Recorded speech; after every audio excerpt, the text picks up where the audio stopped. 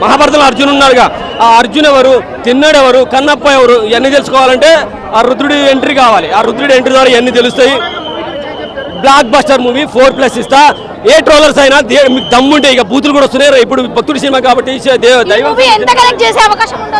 Double వస్తాయి madam. వాళ్ళు ఎంత పెట్టారో తెలియదు కానీ డబుల్ అయితే కనెక్షన్ వస్తాయి.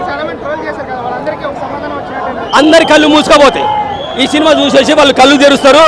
కళ్ళల్లో పచ్చకామెరలు వచ్చినోడికి లోకం అంతా పచ్చగా కనబడుతూ ఉంటారు కదా, వాళ్ళ కళ్ళు తెరుచుకుంటాయి.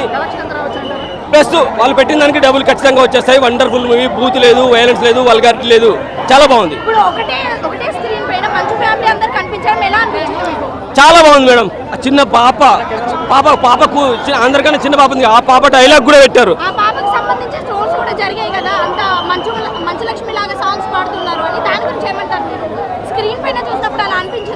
లేదు, ఆ చిన్న పాప చాలా ఒక డైలాగ్ పెట్టారు. చాలా అంటే తిన్నడు గురించి చెప్పమని చెప్పి ఒక డైలాగ్ ఉంటుంది, చాలా బాగా అనిపించేస్తుంది. అలాగే కొడుకు డైలాగులు అయితే చాలా బాగా అనిపించేస్తాయి.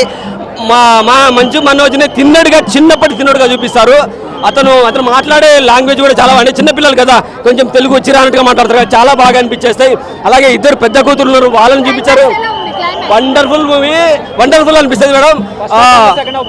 రెండు బాగా అనిపించేస్తాయి. ఫస్ట్ హాఫ్ లో వీళ్ళ గురించి చెప్తా ఉంటారు.